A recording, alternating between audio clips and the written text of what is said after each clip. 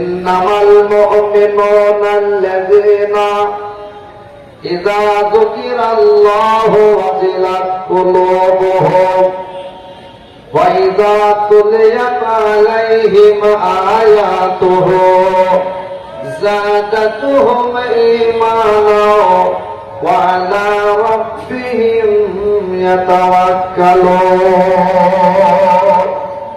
আল্লাহ পাক বলে নিশ্চয় ওরাই হলো মুমিন যাদের সামনে আল্লাহ তাআলার নাম লম্বা হয়ে আল্লাহ আর আল্লাহ শব্দ নেওয়ার সঙ্গে সঙ্গে মুমিন যারা হবে আল্লাহ ওয়ালা দিনদার পরেশগার যারা হবে আল্লাহর ভয়ে তাদের হৃদয়টা কেঁপে উঠবে।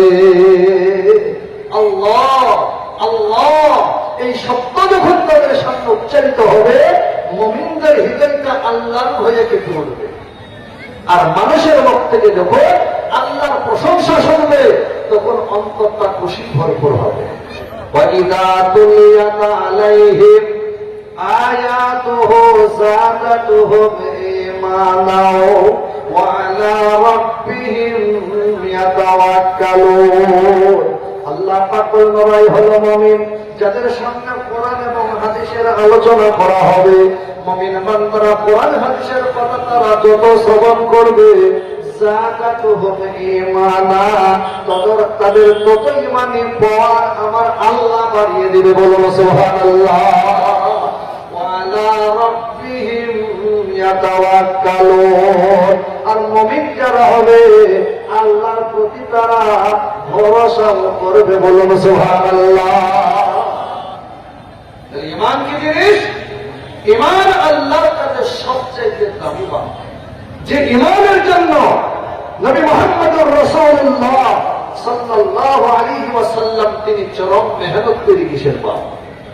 ঈমানের জন্য, ঈমানকে মজবুত করার জন্য সাহাবায়ে কিরামগণ চরম মেহনত করেছেন।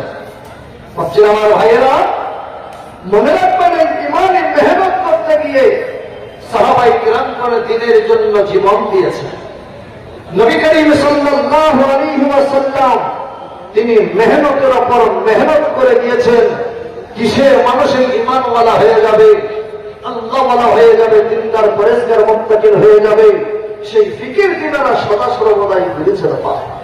আর সেই মেহনতে যোগ দেওয়ার জন্য নবী মুহাম্মদুর রাসূলুল্লাহ সাল্লাল্লাহু আলাইহি সাল্লামের সাহাবায়ে কিরামগণ তিনারা সহযোগিতা করেছেন। তাদের মধ্যে একজন সাহাবী, যে সাহাবীর নাম হলো হযরত আবু বকর সিদ্দিক রাদিয়াল্লাহু আনহু, যিনি সবচাইতে নবী মুহাম্মদুর রাসূলুল্লাহ সাল্লাল্লাহু আলাইহি ওয়াসাল্লামকে তিনি মহব্বত করেছিলেন, ভালোবেসেছিলেন। সেই জন্য নবীজি তিনাদেরকে পৃথিবীর মধ্যে জান্নাতের সার্টিফিকেট দিয়েছিলেন। বলুন সুবহানাল্লাহ।